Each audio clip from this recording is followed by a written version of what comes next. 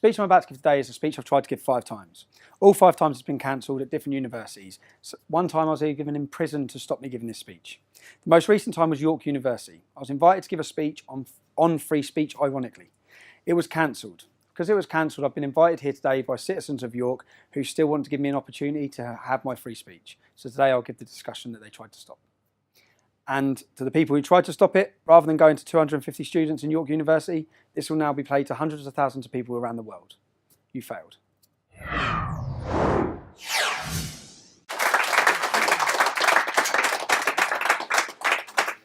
I'll start off with thanks for making me a bit taller. All right. First of all, the speech I'm going to give you today is going to be about free speech and what I'd say is exposing the British police state. I'll start off telling you about where I'm from. Most of you already know. I'm from Luton. Luton is rated as one of the roughest towns in the UK. It has the highest poverty levels in the UK. One of the most deprived areas of the UK. It has a lot of problems. Regardless of religion, it has huge problems. Now, I'm not here to pull the wool over all of your eyes about who I am or what I've done in my life, yeah? Because I've been no angel. I'm not claiming to be polishing my halo. Yeah?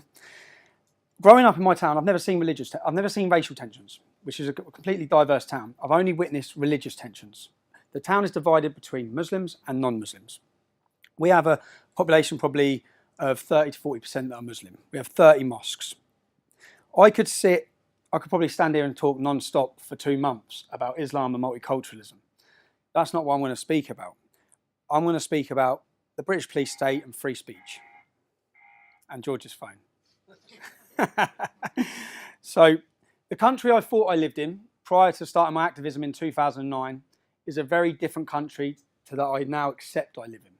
And I think that as we move through this, some of you have views on the country we're in, and by the end of it, I think hopefully unfortunately, they may change. By the end of the speech, you might view the country in a different way. I'd say there's 3 levels of activism: disbelief, disappointment, and acceptance. Everyone will go through those 3 levels. I've been through them. Yeah? I think most of you, when you start hearing the stories I'm going to tell you about the British police state, you'll be in disbelief. Then you'll be disappointed, as I was, that the country I loved seemed to hate me back. Then you'll be in acceptance, which is where I am. I accept we live in a post-free speech era. Most people give up once they get through these free processes. Pressure is something that's going to come up a lot as a tactic, yeah? And it's a reason for that. It's a way of silencing and stopping. And this may get repetitive because I'm going to talk about arrest after arrest after arrest, motivations for these arrests. I'll start off talking about how it all began, why it began. It started with a soldiers' homecoming in my hometown of Luton, where our soldiers were parading through the town. Now, I was there that day. I've grown up in Luton. I've witnessed Muslim demonstration after demonstration after demonstration. On this day, I witnessed large numbers of Muslims attacking our soldiers, spitting in their faces. One of the soldiers' mum's face, they spat in her face. And I watched the police reaction, the way they policed it. They didn't search them, they didn't stop them, they didn't put cameras in their faces. They actually protected them. They arrested members of our community who were outraged and angered by what was happening. Now, if we go to the first video here, this is just a quick snippet of a protest in Luton. These are the things I've witnessed growing up.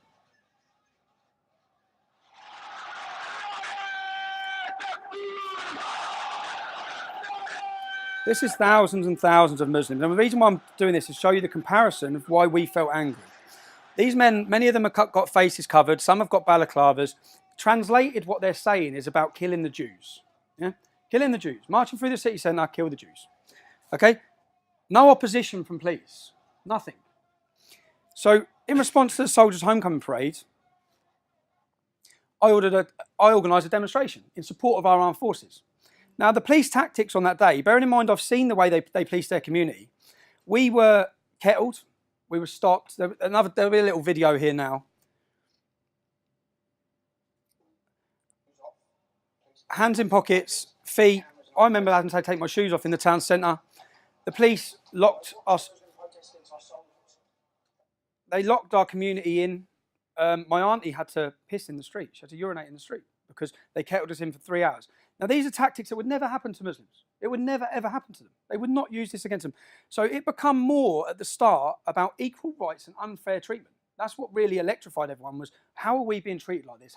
My friend this day, I have a friend called Isaac, his picture, a little black lad called Isaac, lost his front teeth, a police officer on a horse, walked past, and there's actually a video of it, went past and smashed his teeth out. All we're trying to do is support our armed forces.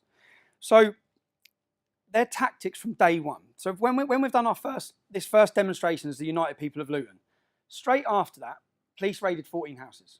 One of the houses was mine, my mum's house. This was the first time, there'll be many times, this is the first time they went to my mum's house. They went on public order charges. Now, if I stand here and scream, yeah, they can arrest you for public order offence. That's all it was. They fabricated these charges. They went to 14 people's houses. They picked people from each estate, pretty much, yeah? And that's a tactic to install fear. When they went to my mum's house, we had another demonstration planned a week later. I wasn't at home. I've stayed away until the next demonstration. I've gone to the next demonstration. The Home Secretary then gave banning orders for all protests in Luton for 3 months. The 14 people that have been arrested, the police gave bail conditions. You're not allowed to enter Luton Town Centre 24 hours a day, 7 days a week.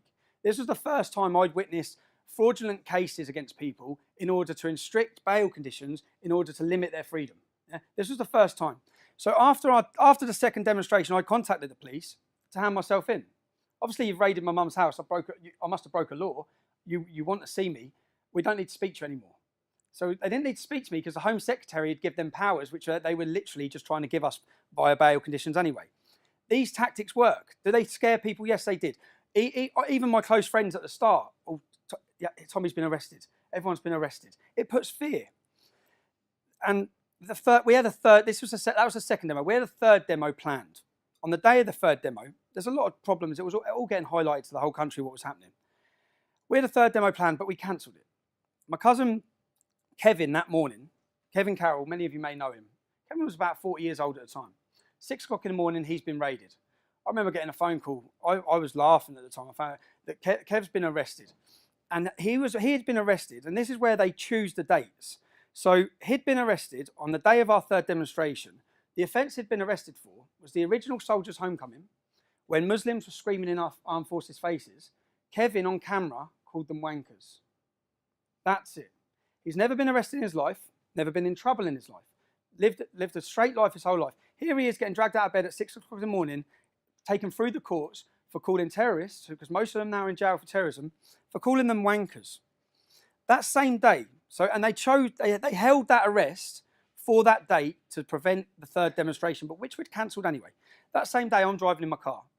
Police pull me over. I'm arrested on suspicion of driving a Ringer, a stolen vehicle. Yeah? The vehicle I had was on finance from brand new from Vauxhall. Okay? It was a straight, legit car. Yeah? And they arrested me, they seized my car, and they raided my mum's house. So this is the second time in a number of weeks they've gone to my mum's property. They raided my mum's house looking for number plates, they said. 2 weeks later, all charges dropped. Now, what have we done? What's happened for police to be coming into my family's house twice now in a number of weeks? What have we done? We've organised a protest to support our armed forces. That's it. That's what started it. Charges drop. Charges drop will become a common theme in this case, in this story as well, because time and time again, these charges that are fabricated are just dropped. Yeah? Again, 9 months after the United People of Luton, the English Defence League, many of you may know, it sprung up, it spread like a wildfire across the country. 9 months into the EDL, we had the first demonstration for the Scottish Defence League planned. I've gone to Luton Airport. I'm flying out to Edinburgh. I'm arrested by Special Branch. I'm held by Special Branch on a charge of criminal damage. I'm then taken to a police station. 30 police officers have come from Yorkshire. The crime is criminal damage. You know, on the top of these hotel room doors, the little metal connector. At a hotel that I've stayed in Leeds, £30 criminal damage was done in the hallway to a door. I apparently fitted the description of the man that had done it. So 15 police officers at my wife and kids' house with machine guns, 15 police officers at my mum and dad's house, seized all electrical goods. Their warrant said they could take electrical goods to see if I'd booked the hotel. Yeah, this is what it was all about. They took my dad, 65 years old. This is the third time they're in my parents' house, my family's house. And this is all pressure. It's all intended to get your family distraught, upset, And it works because, as any of you could imagine you started expressing your political belief against something, and in 3 times your mum's door's been kicked off. Your wife, when I lived in that house, when they come with machine guns, my daughter was at the nursery. The lady who ran the nursery was 3 doors up. My wife wouldn't take the kid to nursery again after that. It works. My wife was crying, coming home, crying her eyes out. It works. And it is political. And so this charge of criminal damage, Yorkshire Police had come down. I was due to speak at a demonstration in Bradford about grooming.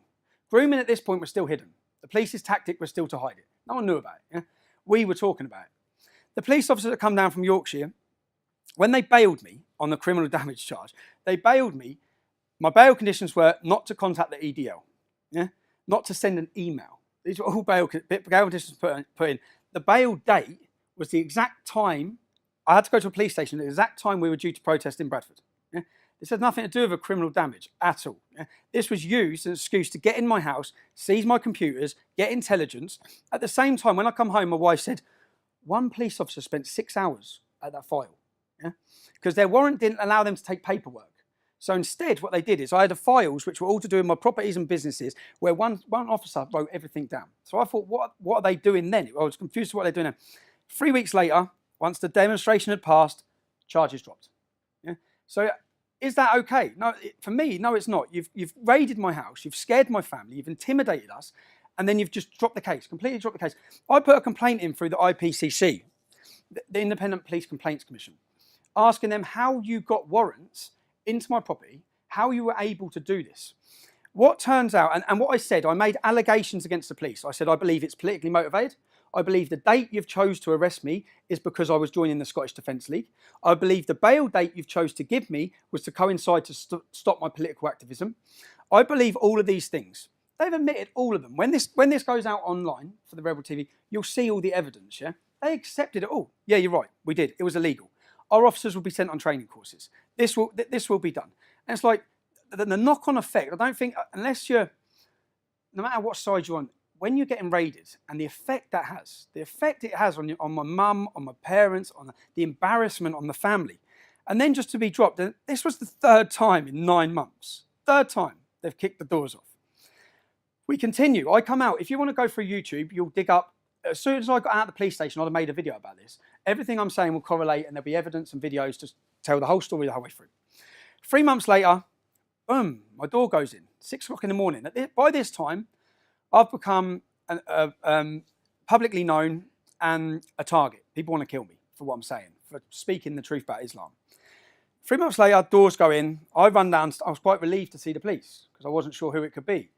When I saw the police, it was a Luton police officer, and the first thing he said is, "I'm sorry, Stephen." I said, "Don't be sorry, you've got your orders." He said, "We're taking your wife." And I'm even getting emotional if you think about it. So they arrested my wife, who was 6 months pregnant at the time. I'm getting now. Sorry, I'm embarrassing. Yeah. She was 6 months pregnant. She went for an 8-hour interview.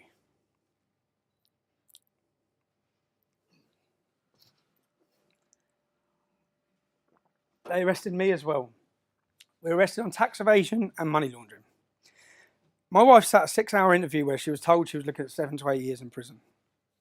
When I come out, she was broken and begging.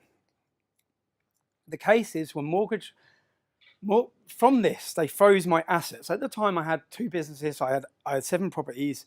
For a young man, I was successful and doing well. My passion was making money.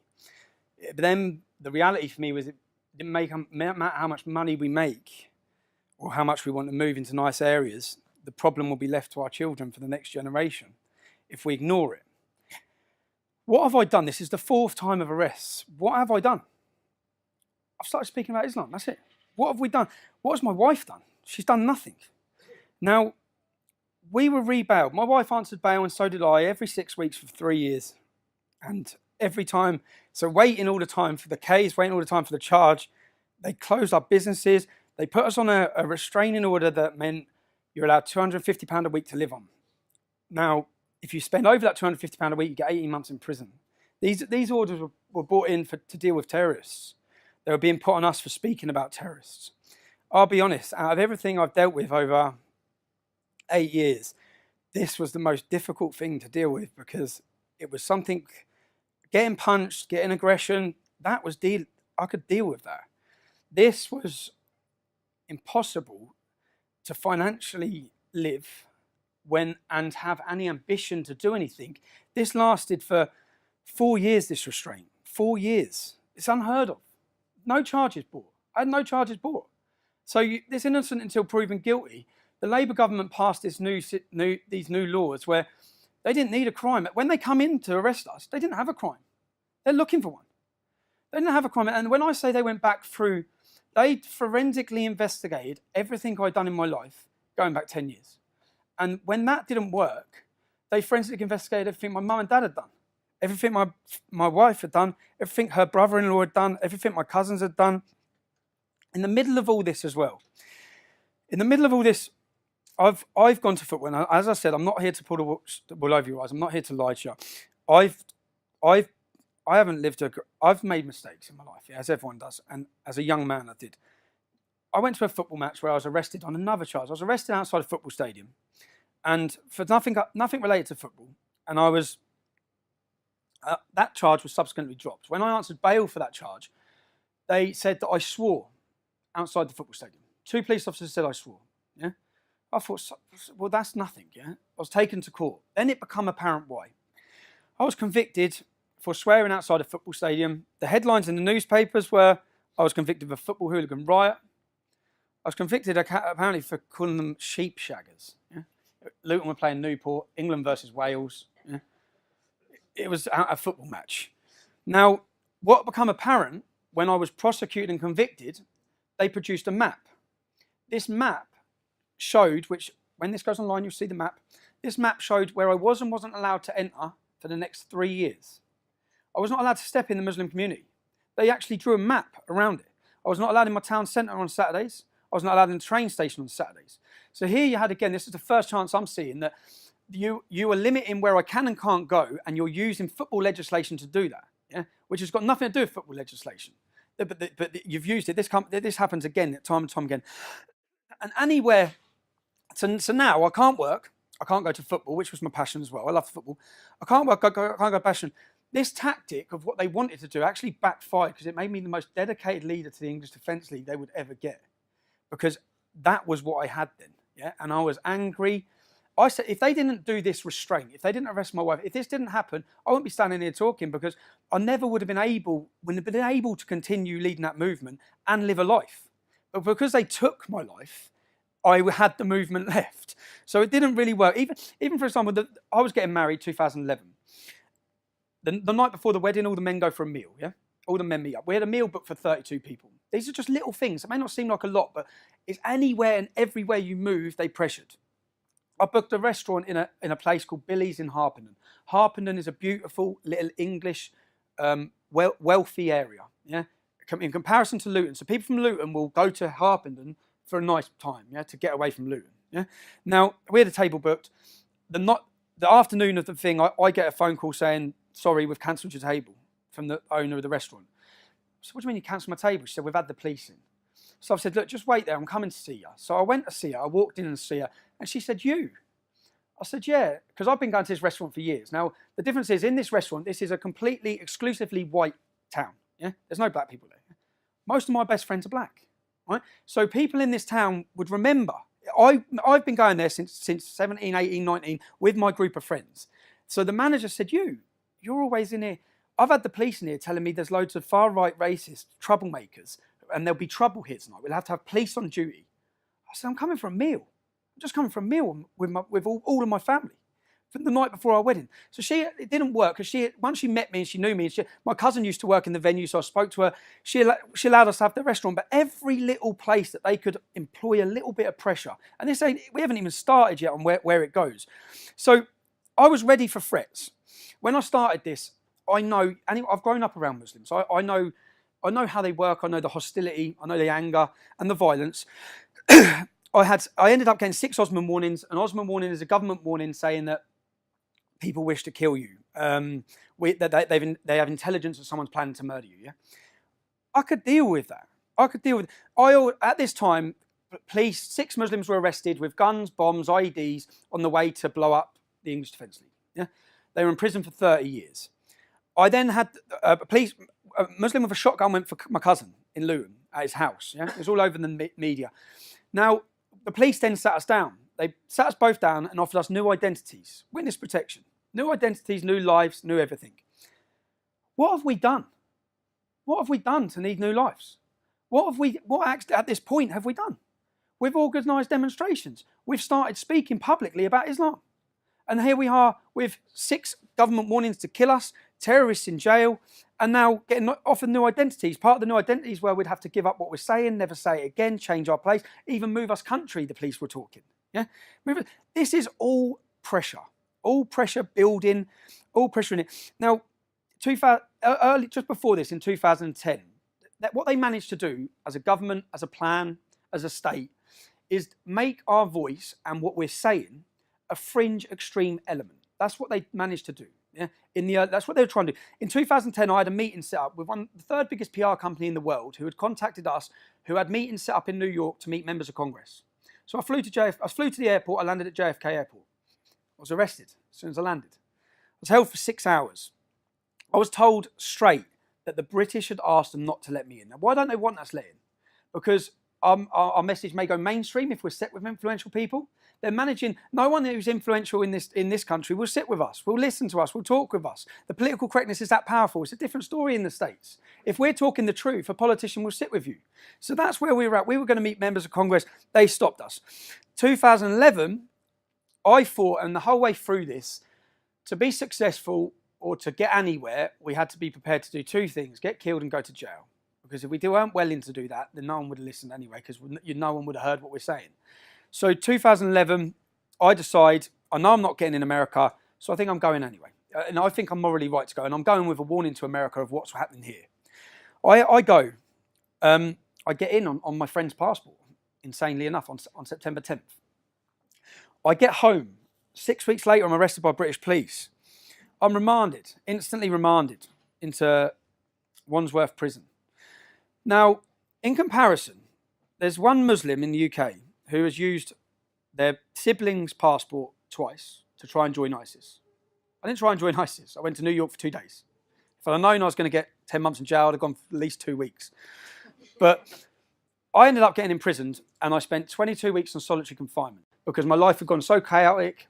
I was neglecting my family. I was English Defence League, English Defence League, English Defence League. That's it. Yeah?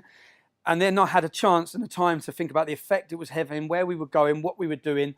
The movement changed on the outside whilst I was in prison. I'd fought for years to keep far-right elements out. They were welcomed back in. I then had a time to evaluate. I'd made a decision during that prison sentence. And the reason why I talk about this prison sentence is because to get around their laws, because you're only allowed to spend 28 days in solitary confinement because of your mental health issues. Yeah. What they did is every 28 days, they moved me from one solitary confinement prison to another. So I went from Wandsworth to Bedford, Bedford to Woodhill, Woodhill to Wandsworth, Wandsworth to Wayland, to get around the laws for what they were doing. Yeah? Now, when I was in Woodhill prison at this time, for me to walk from here to there, for me to get taken out of my cell, they locked the whole place because they were fully aware he'll get killed. Yeah, because our prisons are like radical training camps for Muslims. Now, I had a visiting room where my wife would come and see me. I was the only man in it. It was twice as big as this. I felt like Hannibal Lecter. Yeah? But I felt safe. Which is what mattered. I felt safe because I knew no one was going to get to me. I then come out of prison. I've made the decision I'm leaving the English Defence League. Lee Rigby's killed. Lee Rigby's murdered, which changed everything again for me. It changed everything for me to think, now we need a reaction, okay? And I organised a charity walk. Now, you'll see the footage now of the... Some of you would have already seen this. We'll see the footage of the charity walk.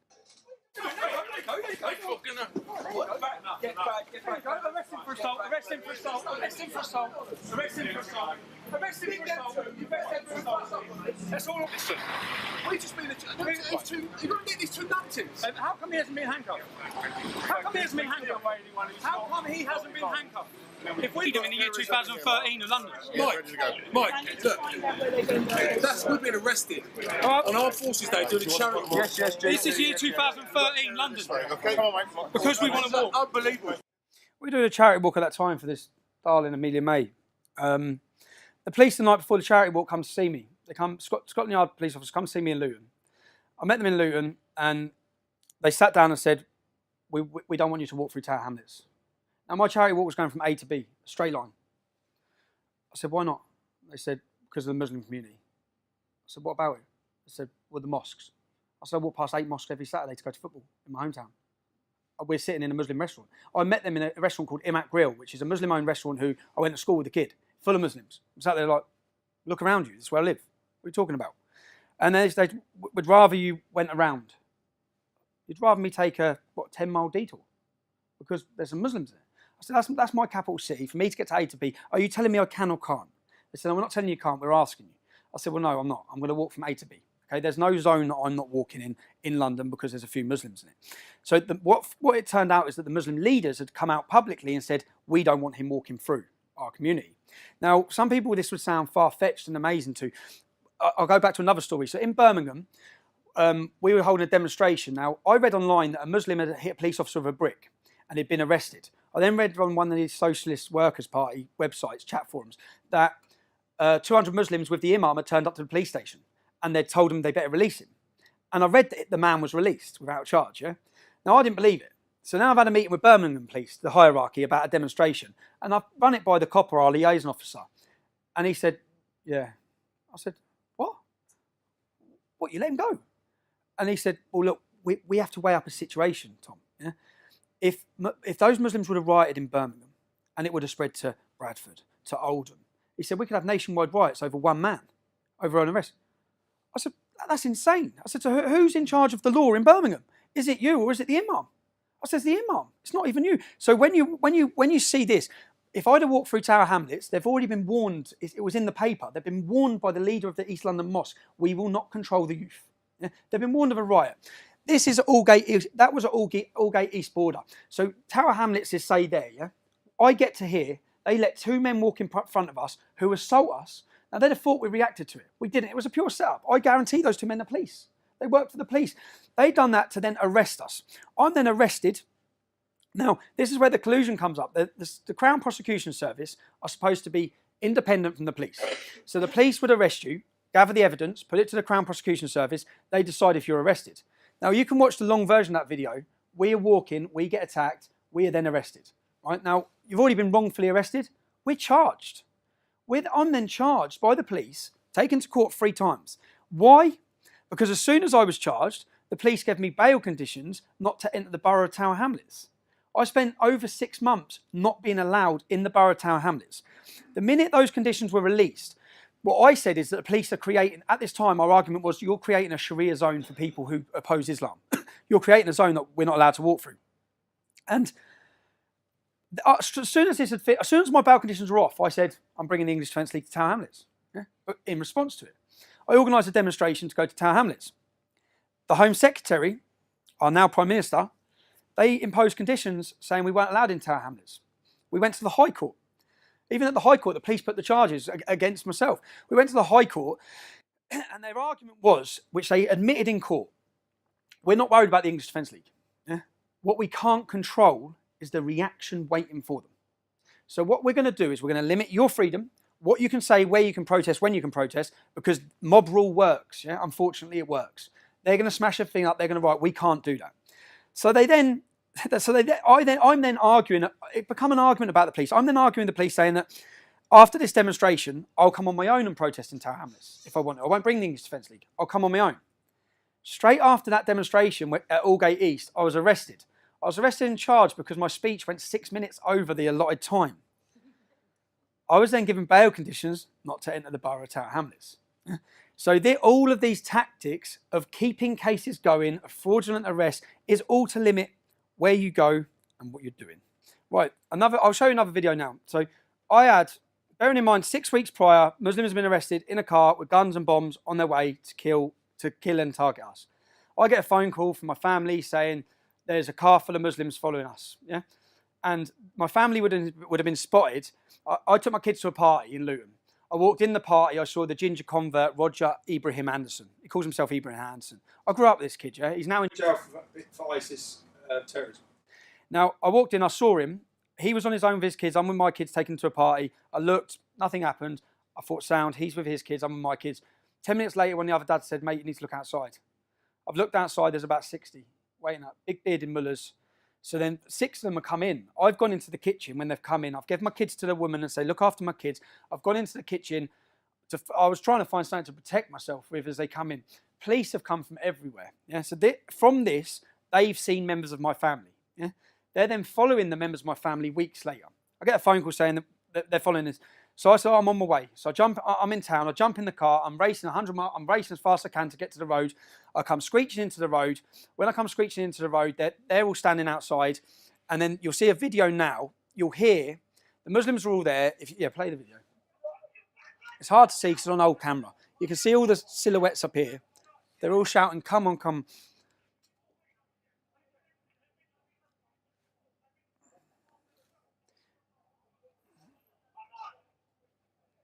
There's more police cars coming. They're outside our house. Yeah? This is in a cul-de-sac where they don't live. What was the police's reaction to this?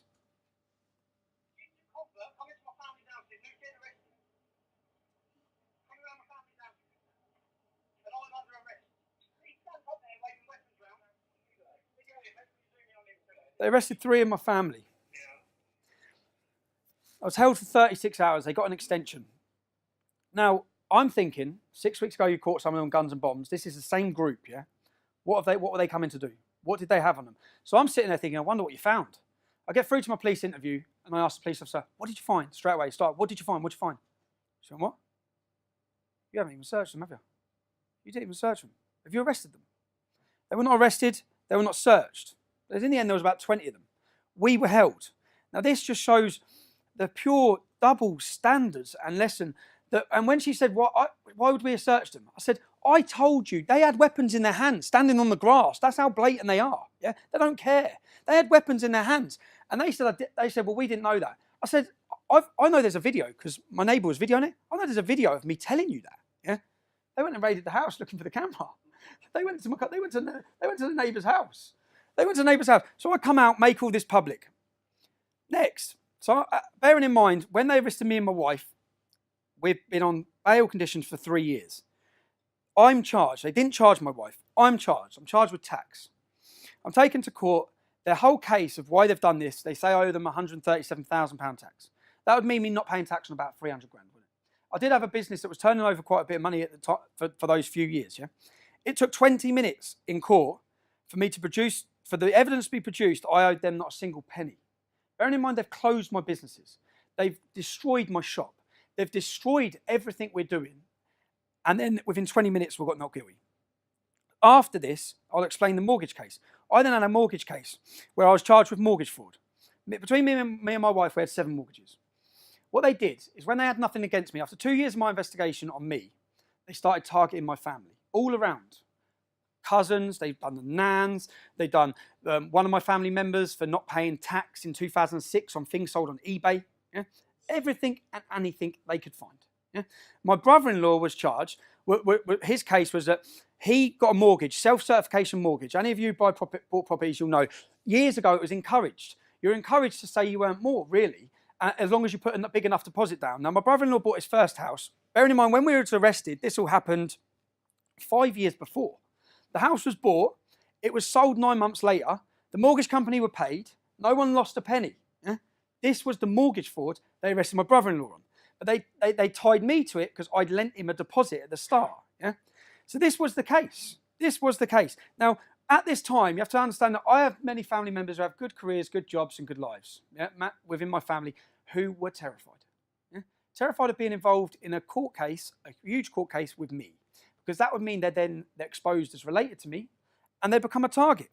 Now, this tactic was working perfect for the police because this is a pressure tactic, and it worked. I went home with family members crying, who are crying and begging, like, this is your fault. And I said, you're letting them win. This is what they want. This is why they're doing this, yeah?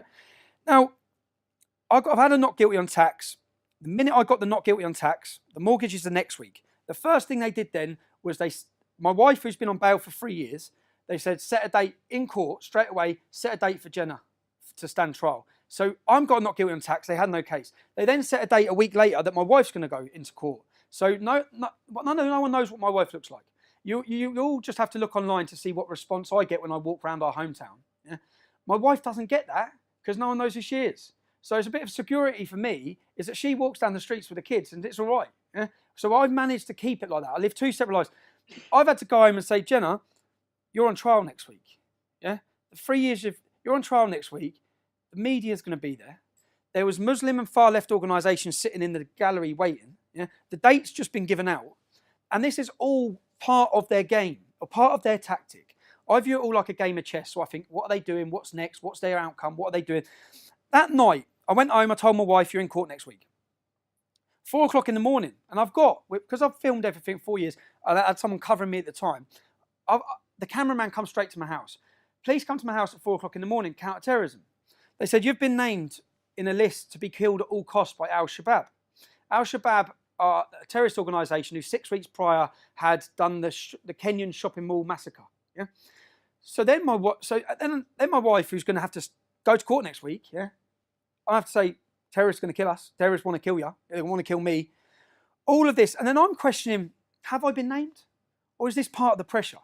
Because they've got no evidence on me. I'm walking on this case, yeah? But they've got little stupid bits of evidence for tax and irregularities against 5 or 6 of my family. Yeah? So I know the whole time, which I kept saying to my family, when I get to court, this isn't about you, it's about me. Yeah? I'm getting offered a deal, I know I am. So, and again, my views are my views. They're not my wife's views. They generally are not my wife's views. She despises it. So I get to court. I say to my wife, I walk into court, I'm offered a deal. Plead guilty to these charges, we drop the family. Yeah? The charges they wanted me to plead guilty to would have resulted in 5 years in prison. And again, all of this is documented through documentary makers, which will be coming out soon, is I walk outside and I ring my wife. I say, look, I've been offered a deal, I'm getting 5 years, but don't worry, everything's dropped against you, blah, blah, blah. My wife's crying hysterically, saying, please don't, 5 years is too long. Bearing in mind, we know I haven't done it. We know what this is all fabricated in order to get in a position. So I go back in and refuse the deal. I say, I'm not taking the deal, because 5 years is a long time as well. It's a long effect on my kids, and at the time I'm weighing it all up. They then swear the jury in. They swear 3 Muslims in on my jury. 1 PCSO. So I'm sitting there thinking, how can you have a PCSO as my jury? Yeah. 1 PCSO. I'm ready to go through the trial. Just before the trial stops, they stop it. Stop. They come out again, because bearing in mind, they can't have me getting a not guilty. Because if I get a not guilty for everything they've just done, everything they've fabricated, I'd be able to destroy them on what they've done. Yeah? So they offer me a deal again. Now this deal, the first thing I say to the solicitor, what's the maximum I can get? Maximum I can do. He said 18 months. I weighed it up. 18 months means serving 6 months in prison. I'm taking that straight away, and they're leaving everyone else. So I say, give me an agreement. I want it in writing. When this goes online, you'll see all the written agreement. Yeah, the written agreement was, we will drop the case against your wife. We will drop the case against Neil, which was another relation. We will drop the case. We will not take proceeds of crime, which means all the assets they've had frozen, my properties, will be released back to me. Now, I took that deal, so I went to jail. I got 18 months. Bearing in mind, what the crime was that my brother-in-law filled a mortgage form out wrong. The mortgage company didn't lose no money. No one lost no money. I'm then taken to Wood Hill Maximum Security Prison. That's one of the worst prisons in the UK, where it houses some of the country's most prolific Muslim terrorist extremists. I'm took there for this. Someone's filled their form out wrong. As soon as I get there, the difference is that when I was in there in 2011, 2012, when I was in there on solitary confinement, as I've said, they locked the whole prison to get me from A to B. This time, I'm just put straight on the first night centre. So straight away I'm thinking, well, this ain't right. I'm going to get killed here. The door opens. It's a Royal Marine, an ex-Royal Marine who's now a prison officer. And he said, when we come to get you, do not leave this cell. Your life depends on it. Yeah? I went, all right. Shut the door. Half hour later, my door opens. He's there with 2 other men. Yeah? You're going B-wing. I said, I'm not going anywhere. Yeah? He stepped straight in. If you don't go, I'm going to arrest you. So he was giving me a way out. I said, arrest me then. Yeah? He arrested me, took me straight to the way you get arrested. You go to the block. Yeah? Took me straight to the block. When he's talking to me, he said, you know where they were taking you? I said, where? He said, you know the 6 that are in for planning to kill you, that got 30 years? I said, yeah. He goes, they're putting you with them. He goes, Rach, I've got the name. I don't think I put the name in my book. The woman who, because I checked who made the decisions afterwards, the woman who made that security decision to put me there, like even that screw that told me, he said, she'd have been done for corporal manslaughter. Yeah, she would have got done because you'd have got killed. But you're dead then. Yeah? So there's no help. So the next day my solicitor's come to see me. This is in the prison. So I've gone to see the solicitor. I've sat down with my solicitor. Afterwards, there's a waiting room like this. The door's open on the waiting room. I've seen the beards straight away. I got locked in the room. Yeah? I got locked in the room and violently beaten up and battered. The Sun newspaper run a headline saying, like it was funny, Tommy gets done. Yeah? Tommy gets done. And it was Muslim. So I lost my teeth. I was beaten up. And they're supposed to be, that cannot happen. There has to be a duty of care in prisons for prisoners. You're not allowed to put, if someone's from one gang and someone's from another gang, they're not allowed to be near each other. Yeah, that's what they do. You're putting me, the most prolific and hated man from Muslim terrorists, because I've committed blasphemy and criticised their prophet, and you're giving me on a plate to them. The only thing that I was lucky was that I could tell by the Muslims, when they locked me in the room with them, they didn't know I was coming in. Because their faces looked like, oh my God, he's in the room with us. Yeah? And then it just went off. But if they'd have known I was going to be in that room, they'd have had Chivs, they'd have had Blaze, they'd have been waiting, and I wouldn't be here. Yeah? But someone pulled strings to do that. Someone pulled strings to put me on B-Wing. Someone pulled strings the next day to put me in there. Someone had to, it can't be explained, and I'll get onto other prison sentences where exactly the same happened. I'm then taken to Winchester Prison, luckily, because by this point, my family on the outside are contacting MPs. There's a campaign on the outside to try and keep me safe from people complaining and contacting across the country. I was getting letters, legal privilege letters coming in where people were sending letters to their MPs, going to their MPs, saying what's happening to him in there. Yeah. So then I was moved to safety of Winchester Prison. I say safety. I still have a few problems, but there's not as many Muslims in that area of the country because it's a local Cat B. Now I was in there, coming to the end of my sentence. I get a visit. Which I think is a legal visit. I sit down, there's two men, younger than me, smart, dressed in suits. We're from a secretive organisation based in Scotland Yard called the Met Intelligence Bureau. Yeah? The Met Intelligence Bureau, and what are your plans when you get out? Because when I left, I made it public I opposed the far right. They were trying to sell this to me that if you help us, if you want to do your country a service, then you will be helping us by uniting the right. Yeah? Uniting the right. When you get out, basically, we want you to unite the right. We want you to get close with Britain First. We want you to work with Paul Golding. We want information. We want this. Be their grass. Yeah? Be their informant. They want their words. We want control of the anti-Islam reaction. So if there's a terrorist attack, they want control. They want to stop any, which we are going to see in this country, unfortunately. They want to stop any far-right attacks, yeah, by uniting it and having their man at the top. Yeah? So I said, so hold on. I shouldn't be here. You've terrorised me to stop me leading the EDL. A doesn't know what B's doing, yeah? And now you're asking me to help you. I said, and stupidly, they said, well, what are your plans when you get out? And stupidly, I explained, you've froze my assets. Now, when I get out, luckily, I've had 7 properties. Yeah? I had them when I bought them all when I was young. The market went well.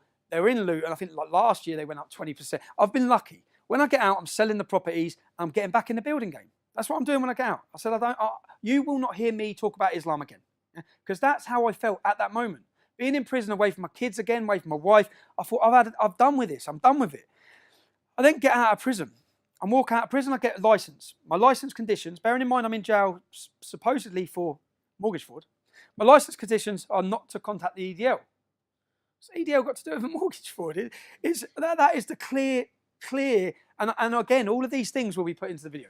It's clear that this was a political case. It's clear that everything that's happened is political. I then say to my probation, my friend Paris Okai, he died of a drug overdose at this similar time. Yeah? And I wanted to go to the funeral. And for this funeral, there would be 1 or 2 people going that were EDL. Now, if I associate with EDL, I'm recalled. So I said, there's going to be EDL people there. You can't go. I said, I can't go because I can't. It's mortgage fraud. This is the thing, the little things.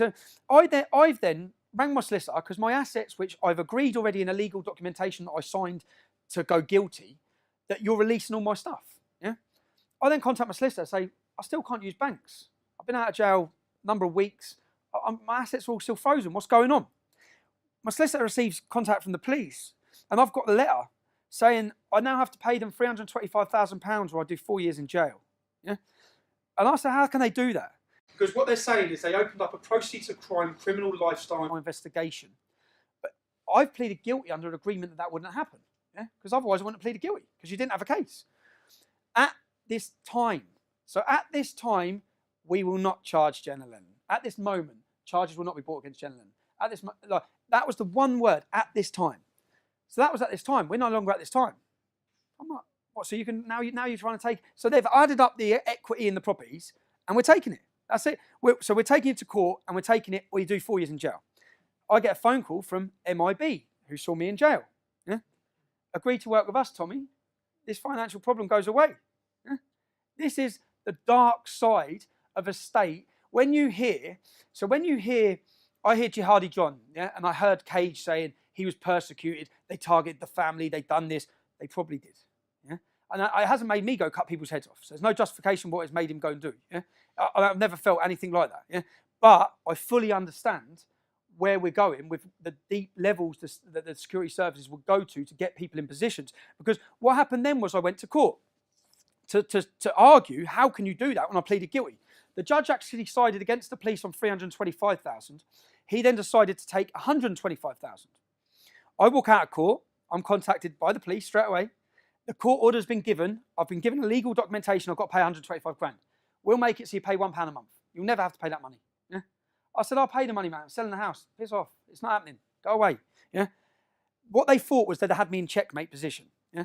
Where I ain't going to want to give them 125 grand. I'm going to give them information or agree to work with them.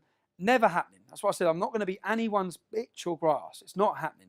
I've actually got now, thanks to a donation campaign that was put up recently, I've had a country's top QC go through this case.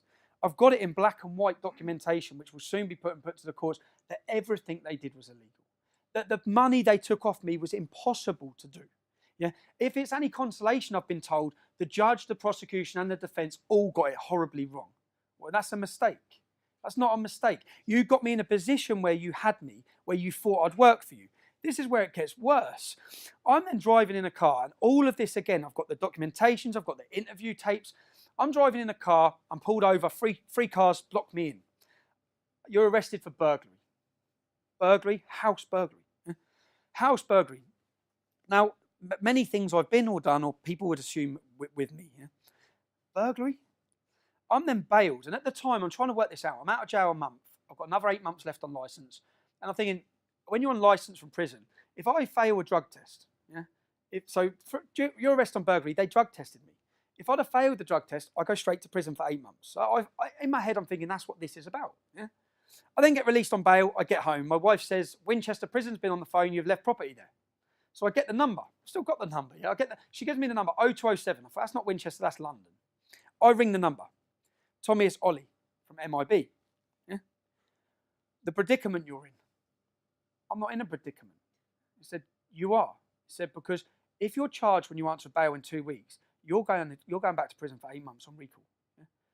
So, and if you're charged, what do you think the media stories of this is going to be? You're going to be recalled to prison on burglary.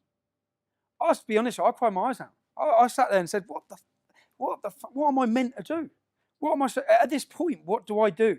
I spoke to my wife and I refused it. I spoke to my wife and said, now in 2 weeks' time, I'm going to answer bail and I'm going back to jail.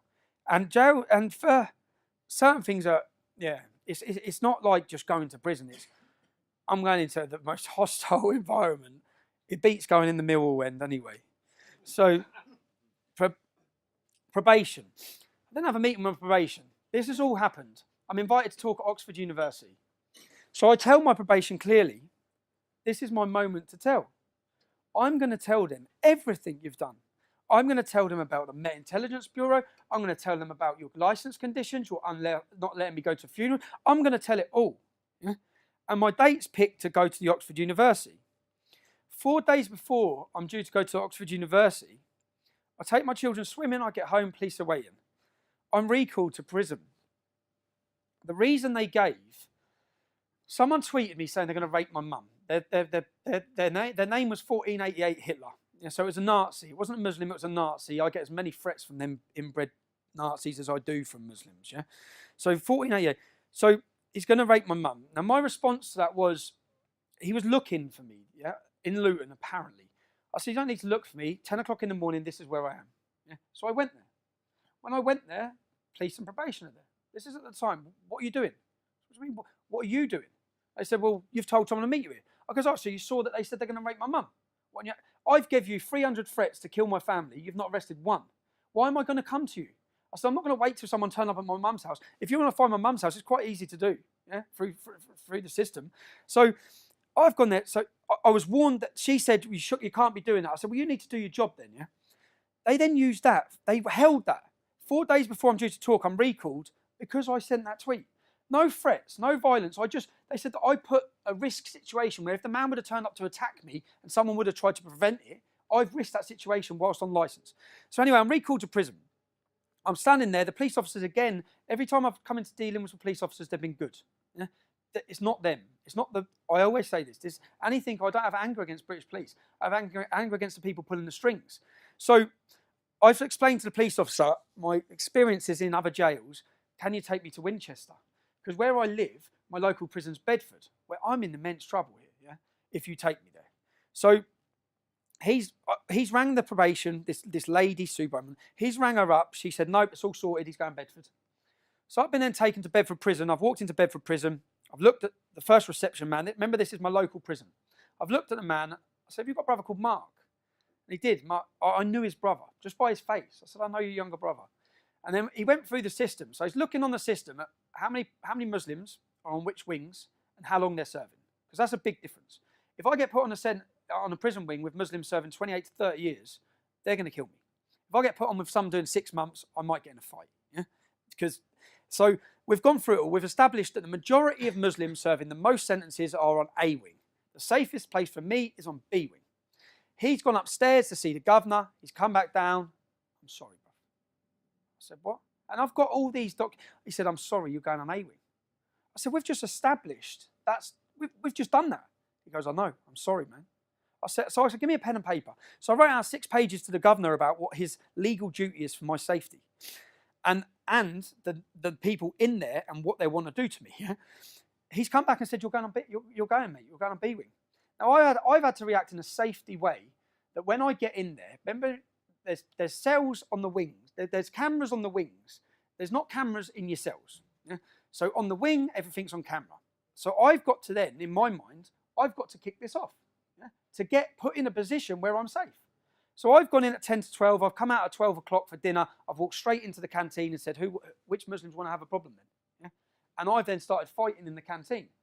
And if I hadn't done that, I'd be getting it in my cell by 10 men. Yeah? Because I should not be in that position. And bearing in mind, I'm on a 28-day recall. So I'm then put in there, and I've come out. So I've then been arrested. I've got all the paper, put on solitary confinement. I'm safe. Yeah? I'm getting out of here. I'm seeing my kids. Right? I come out of prison. I sit down again with the probation officer, who I know that she's the counter-terror lead, and that's who's dealing with me. Yeah? I had to see him once a week. I had a friend who'd done manslaughter, who was seeing his probation officer once a month, and I'm like, oh, why have I got to see mine once a week? A mortgage form was filled out wrong. Now, Oxford again. What they didn't realise is I've arranged to talk at Oxford again. So when she sat down, I said, I'm talking at Oxford in 2 weeks. I said, and you just added longer time to my speech about what you've done. Now, 4 days before it, I dictaphoned the conversation. They come to my house again. And she come to my house and said, if you speak about Islam, if you speak about the Quran, if you speak about Muhammad, if you speak about the police, you're going back to jail. So I went, all right. I said, I'm still doing the talk at Oxford. Yeah? Now, if you watch my speech at Oxford University, I come out and say, the speech I wanted to give you, I've not been able to give you. I can't give it. Go dig it up. I said, what I'm going to talk to you about today is my life. And I didn't mention Islam, didn't mention the Quran, I didn't mention police. Yeah? Because I wasn't allowed to. And I said, that's free speech. And you can watch and see that at the start of my Oxford speech. And I said, yeah. Now, after this, I'm due to talk at the House of Lords on the 22nd of July. 22nd of July. Room booked. I'm giving a speech at the House of Lords about this. Yeah? I've managed to get a friendly acquaintance in there who's going to let me tell the story of free speech, let me tell the story of the police state, let me tell this story. 8 days before I'm due to talk at the House of Lords, guess what? I'm arrested. I'm taken to Luton Police Station. A fat police officer, huge, come in and said, we can work. We can help you. You can help us. I've done this for counter-terrorism. I know I've got 8 days left of my licence. Yeah? 8 days. So in 8 days, you can't do anything. So I don't care. Yeah? Do your best. You've got 8 days. I'm sitting in Luton Police Station. I'm taken to Peterborough Prison. I'm not even given the reason why I'm recalled. I'm taken to Peterborough Prison, And again, this is when I come out of prison each time. I come out of prison, so I'm not going to break any laws. No, I'm not going to get in trouble again. I'm not going to do anything. I'm not going to put my children through this again. And here I am twice in a situation again where I'm having to kiss my kids goodbye for something that I ain't done. And 8 days I'm recalled for. My license runs out on the 21st of July. Yeah? They held me past my license. They held me to stop me talking at the House of Lords. And this was all in the papers. It was all at the time. He's been recalled. And guess what happened when I'm recalled? So I'm recalled. I tell the prison when I get there, you know who I am, lock the door for 8 days and open it. Yeah? Because if you put me out there, we all know what's going to happen. I'm telling you, I'm in fear for my safety. Yeah? I'm telling you that. Right? That's what's going to happen. Put me straight on the wing. They put me on the wing with 4 Muslims who at the time, again, I've got all their names and the case that they were on. They cut a man's nose and ears off. They stabbed him to death. They're on the wing with me, 2 doors up. I walk out and I didn't go off my instinct. What I did in Bedford, the reason why I didn't go off my instinct, because I thought if I can try and ride this out for 8 days, if I do something like I caused trouble, I'm going to get longer. I want to get home. Yeah? I'm then standing on the wing and a white lad comes up to me, puts his hand over his mouth. He says, "You're going to get done with boiling water." Yeah? In prison, they put boiling water with sugar, throw it in your face. It's called napalm. Takes your skin, takes your face off. Yeah. So I said, "All right, who's going to do it?" There was a Somalian kid at the door. He said, "The Somalian." I'm then looking, where's the boiling water machine? Where's the boiling water machine? I don't give the man a chance. Yeah. This was on a documentary called 24 Hours in Police Custody. I walk over, before he has a chance to turn around, I'm hitting him. Yeah? I'm not waiting for that moment. And I shouldn't be in that position because I've already told you that's going to happen. Right? I'm held. I explained the situation to the prison. I told you what was going to happen. We know what was going to happen. I've prevented it happening. Yeah? I'm released from prison. This is where it changes. Their tactics of targeting me for years, targeting my wife, targeting my mum. Change of tactics. Change of tactics now is the kids, in front of the kids. Yeah? So I then go on holiday, 2-week holiday for my wife and kids. I land at Luton Airport. The police are waiting at the airport. They arrest me in front of my wife and kids. Got 3 suitcases. They leave my wife there at midnight. I'm arrested for a racially aggravated attack on the Somalian who was going to do me with boiling water in prison. Yeah? I'm then prosecuted. And by this point, I mean, I've given up. I've given up fighting because they can do what they want, and I know they can. Yeah? At this point, a friend in Canada set up a campaign to get me the best legal representation that money can buy. And it was for the first time ever, people donated in a huge way. Yeah? And I had the best legal representation. So I went to this court case. And when I was arrested, first of all, the clip that they showed me of me walking over and beating up this Somalian, the clip that they showed me was literally just that. And what I said at the time is, you need to cut 20 seconds before and 20 seconds after. You'll see the man stand next to me talking to me. You'll see him come up to my cell afterwards. Yeah? You'll see that what I'm telling you is correct. We hold on. They're not answering requests from the solicitor's office for the footage. They've only got that little snippet bit. When we get to court, we haven't got the footage of the 20 seconds before or after. Yeah? Luckily, I had a QC who tore it to pieces. He said, "Where's the documentation? Where's your computer system?" They wouldn't give us the representation from the computer system that would have showed them I was in fear for my life. I walked on that case for a not guilty. If I hadn't had that legal representation, I'd have been sent to prison again, in a position that they wanted me in, where my life is in danger. I've tried to give this talk about these issues so people can hear what they've done and what's happening. I've tried to give this 5 times. Edinburgh cancelled, Durham University cancelled. Each time I've got somewhere booked in to give it, pressure's been put on to cancel. Why? What have I done that warrants this? Again, that's what I'll ask. What is it I've done? I speak about Islam. I tell the truth. I'm honest about it. That change of tactics from my wife to then my children. You've had the arrest in front of my children. Now, my daughter was moving to the bigger school, yeah? So I had to sit her down in the summer and I had to tell her who Tommy Robinson is because she didn't know. Yeah? She's never heard of the English Defence League. So I sat her down and I went through saying, "Darling, when you go to big school, people might mention this, they might mention that. They might talk about me going to prison. I've been in prison." It's all news to her. She thought I was working away. Each time I went away, she thought I was working away for the prison sentences. I'd ring her every day.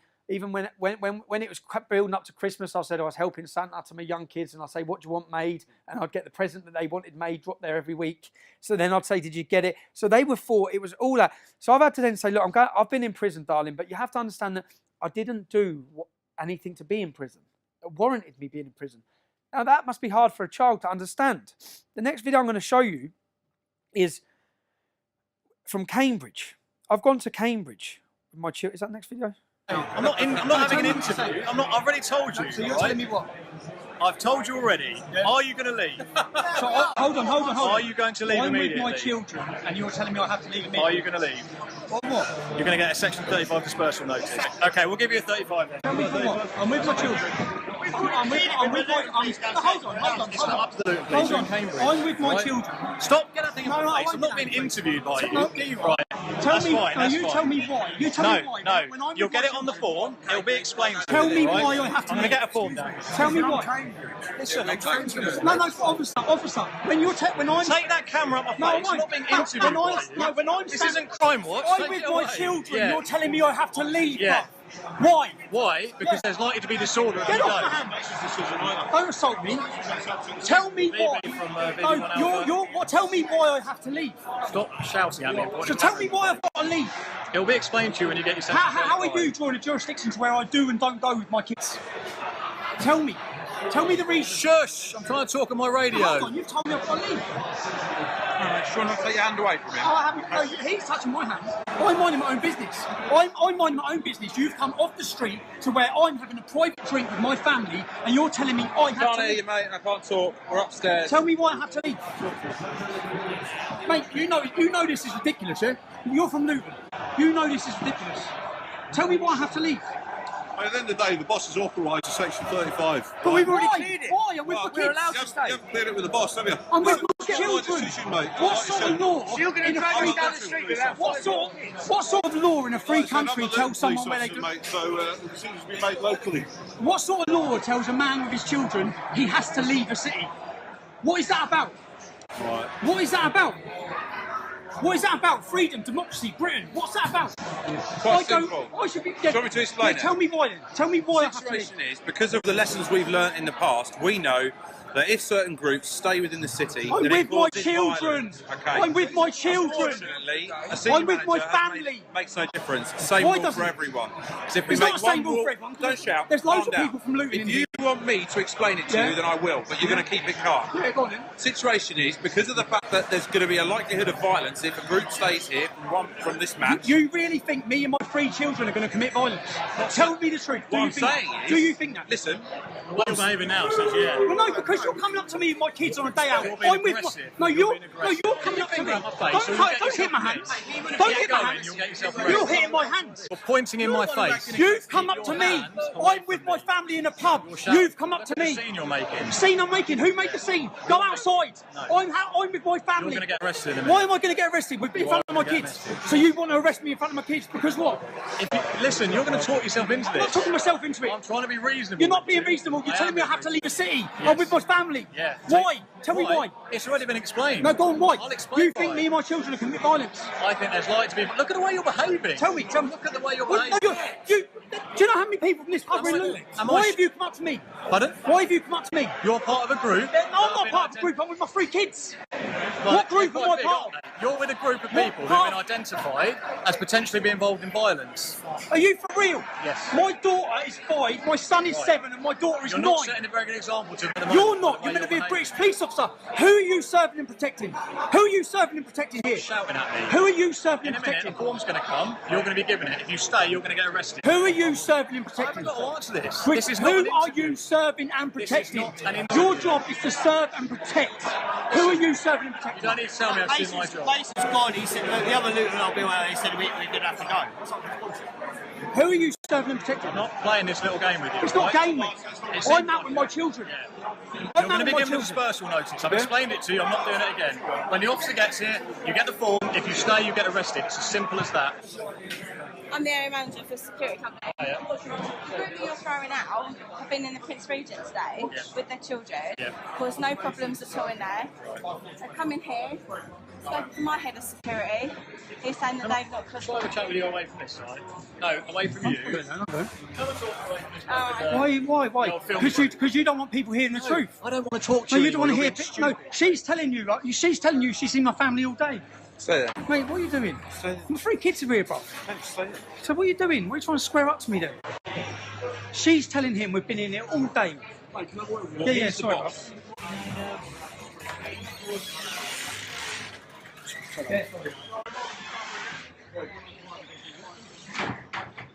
I've already said you're not been good as gold of I know, but I'm not. That's my missus and all. Three misses, yeah. Fair play. Respect her. Because she's just told him straight. I've told the cop that you lot have been there.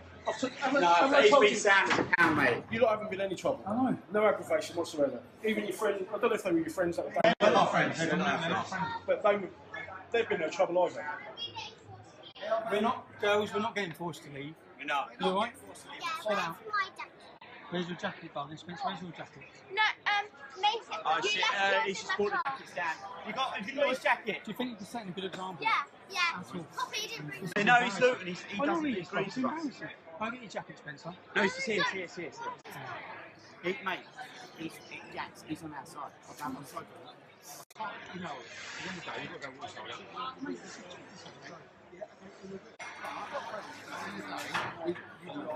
Guys, the one playing too.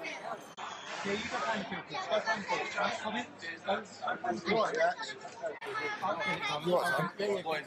See you later. See you later. Fucking bollocks, mate. We'll have a beer next time. Man. Sorry for bringing the kids out. We're not allowed to. You know, we can't come with the kids. Thank you.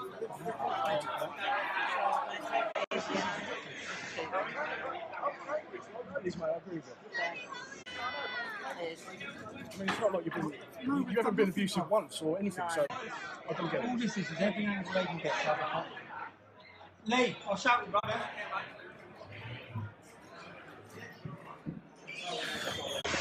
Am I getting the section 30? Section 35, yeah. I'm getting the section 35. Come outside, we give it to you now. Do you want to give the children a section 35? Pardon? Do you want to give my kids a section 35? No. You're going to arrest my kids? You'll get arrested if you carry on. It's not What do you mean I'll get arrested? Who's got 35? So we're going to get an escort of 5 kids to the station. 5? Look how many police officers there are here. I'm out with my 3 children. I'm out with my 3 children. I'm out with my 3 kids. 3 kids. Embarrassing, lads. I understand you've got a job to do and you've got a boss, but you must be embarrassed yourself. You must be embarrassed yourself. Us 3 and 5 I'm out kids we're to a out with our station. children. We've caused no problems. It's embarrassing, lads. All the time, is that what you do? You ready, kids? Come on. Alright? Let's go. You get over there, did you? Let's just go. You get over there? Yeah. Yeah? That's alright, yeah. Come, girls. Alright? Down. Don't I'll get your tissue from the back. We have to go. Come on. Come on, kids. Sorry. Come on. No, we've got 5 kids with us, so obviously we're causing loads of trouble and we've got to get out. So. Look at that. It's a fucking joke. Take care. Oh, look, he's even following us now. Follow us all the way as well. Mate, go home. Kids, come on. Come on. Come on, darling. This is what happens when we go to move away. You want to come? Oh, I'm filming it. Get it now and get over. Telling them, Mum, we've got to. It's very bollocks, isn't it? No idea, darling. Darling, my daughter's crying her eyes out now, lads. So so you're following us. You're following us. You're shouting. You're making my daughter cry. Go away. We're making sure that you stay They're safe. scared. Right, okay. Because of We're you. following you. There's no way out of that. You think we okay? need safety officers? Because Go we're gonna away. escort Macy, darling, come here. Come here, darling. It's all right. Come here, sweetheart. It's all right. Girls, it's all right. Come here. Come here. Come here. Come here, sweetheart. Come here. Girls, come here.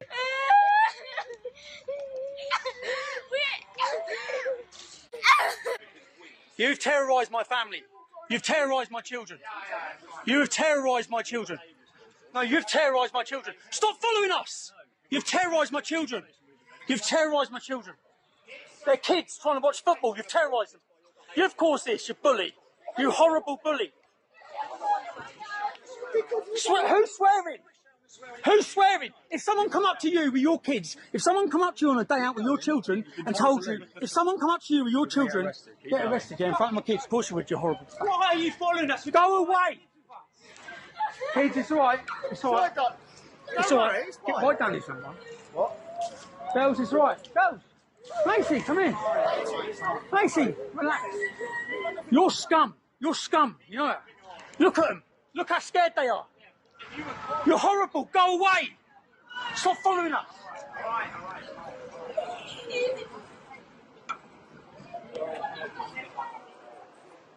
Oh, keep me down up here. Keep me down up. I can film you as well, mate. So. My daughter's crying her eyes out now, lads. So no, you're following us. You're following us. Katie, Katie. Katie, stop, come on. Come here, darling. It's right. Come here, sweetheart. I'm in a restaurant with 3 of my children, with my 2 friends and their children. Police officers have come. You can watch the longer version of that. The links will all be put online. They come in and said, we're ordering you to leave the city. Leave the city now or be arrested. In Cambridge. Why have I got to leave the city? What do you mean leave the city? What sort of law is that? I'm having a Saturday with my kids. Yeah? Are you going to leave the city? We're going to arrest you. So I think, I don't want to get arrested in front of the kids. I'll leave the city. So I walk out to leave the city, then they follow us with the camera. Then they follow us with the camera. My children become hysterical and scared. Yeah? I said, you're scaring my kids now. Right? My youngest tried to run. The car nearly hit her. Yeah? That's only when they stopped. They were following us. You can't stop us following you with a camera. Yeah? Now, this is, again, a tactic that it hasn't worked. Nothing's worked. Nothing's stopped me. Nothing's stopped me talking. I think some of them be scratching their heads, whoever's pulling the strings, thinking, how has he done that? How has he survived that prison sentence? And how is he still rabbiting on? Yeah? But my daughter, my eldest daughter, who I've already explained all these things to, she said to me the next morning, Daddy, I get it. I said, what's that, sweetheart? She said, the police. Because she's witnessed it. Yeah? And the next time I took my youngest to a Luton police, I took him to a Luton football game after this. When we went past the police, she grabbed my leg screaming and crying. Yeah? I haven't done that to her, they have. I've shielded my family, my children from everything that's happened, even from my politics. I don't speak to my children about Islam. They're children. They don't need to hear about Islam. The school, unfortunately, teaches them about it. So I've gone to the Euros. I've gone away to the Euros to watch football. I've got to France. My wife's rang me up. Police were all over the house. What time did they go to the house? 3:45. Right? Kids getting in from school. Police meat wagons at the house. What are they at the house for? They're at the house I return. The next video you'll see. So I go to the Euros. I spend 2 weeks in the Euros. My mum at the time is ill. I get a phone call saying she's been rushed into hospital. So I come straight home. I come home from the Euros, and you'll see this video now, if you can do that.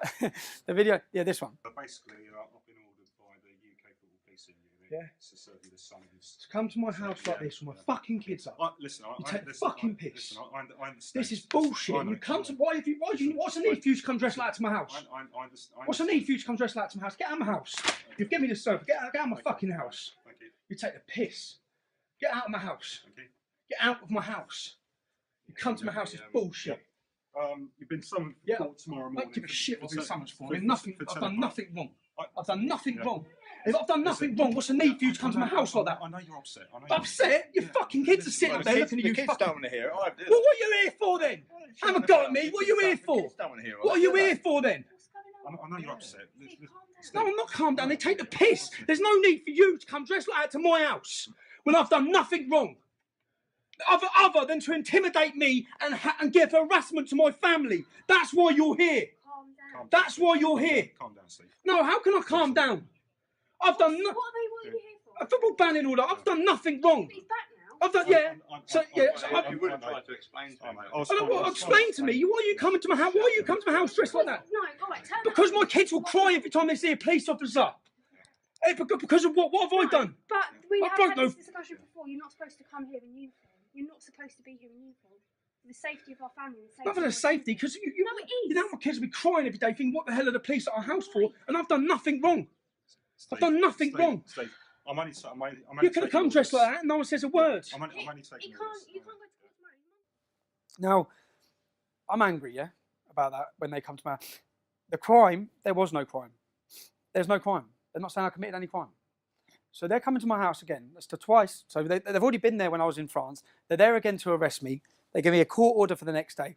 I go to court. What they're basically saying is that my presence My presence can provoke a reaction in a country with a Muslim population, with tensions. That was their argument. In France, there's tensions. My presence there could provoke a reaction. Yeah? Not that I've done anything wrong. So what they then want to do, and this was orchestrated by the Football Policing Unit, which is a section of the Home Office. Yeah? It's not a separate police force like Bedfordshire Police. This is the Home Office. This is the government. Yeah? So when they got the leader of the Football Policing Unit up on stage, up in the court, my prosecution to say, who's decided to bring this case against our client? He said Bedfordshire Police. When they got Bedfordshire Police officer up in stage, he said, I've been forced to do this. When asked in court, you've been forced to do this. Who's forced to do this? The Football Policing Unit. The man who just previously in the dock said Bedfordshire Police were bringing the case. Yeah? So then what they put in to give me was a 5-year ban. A 5-year ban of Luton Muslim community, a 5-year ban again where they failed previously to give me the same as the 3-year ban. I've got these maps that they tried to prosecute. Now, this is 1984. Yeah, the judge's summing up, which went in the papers, was this case is vague, cagey, and dishonest. Yeah, and again, what would I say the tactics are in front of my kids again? The last 3 or 4 things that have happened. You know, after that Cambridge incident that you saw, yeah, I go to Germany. I'm in Germany with Pegida. My wife brings me up crying outside the school. What's wrong? The police have pulled her over outside the school. Cambridgeshire Police have come. I am about to sue Cambridgeshire Police. I'm taking Cambridgeshire Police to the courts because everything they've done was illegal. The money that was taken off me was illegal. That case, this football policing case, where they tried to give me a banning order with no evidence or no crime. Yeah, they just wanted me banned for 5 years. They wanted me not able to leave the country when England play, etc., etc. Now, that cost me £6,000 to defend. I haven't got that back. The judge is summing up. The judge's summing up was cage, vaguely dishonest, give him back his money. Yeah. In between summing up and afterwards, the money never come. I've said, where's the money? Why haven't they paid me back the money? They've made a decision they're not going to pay you back the money. Yeah? So now I've got to go for a judicial review, another £2,000, in order to say, give me back the money. So whether they win or not in court, they win. Or the pressure or the tactic or the reason and the motivation for them doing it works. Because as you've seen, my children have been hysterical, my wife's been hysterical, my mum's been hysterical. Now, as a conclusion, which I would have been saying to the students watching this or anyone watching this at home, you have your views, I have mine. Yeah? I'm not here to force my views on anyone. That's it. If they can do this to me, they can do it to you. Is this freedom? Does this sound like a free society? If I hadn't told you the names, locations and places during this speech, you'd be thinking I was talking about Russia, China or North Korea. That's a reality. Not the land of freedom and democracy anyway. So just to recap on it, the pressure that the police state, which is what it is, the police state, the untold raids, the fabricated cases, the prison sentences, the constant non-stop harassment, the maps telling where you can and can't walk. What? And I've seen all this happen to other activists now. This isn't just happening to me. Yeah? What have I done to deserve that? Telling the truth. I've expressed my free speech. I've showed an opposition to jihad. And unfortunately, at a time we're at now, I've been proven right time and time again. Everything I said was going to happen has happened. Everything we predicted would happen. All the problems we've seen are now being seen on a national, international, global level. And to be judged, I always say history judges people. I don't care about a politician or a journalist judging me, because history will judge us. And history will judge us as the truth tellers. History will judge us on the right side. I'd issue this as a warning to anyone watching, whether you be in America, Canada. The problems I'm talking about and what's happened to me are on their way to you. This isn't going to get better, it's going to get worse. I don't want sympathy. The reason for my speech is not sympathy. The reason for my speech and to get this and so people hear it is I don't want to watch an English man stand there in 10 years and give the same speech. Thank you for letting me talk. Like that and you want to see more, click like and subscribe.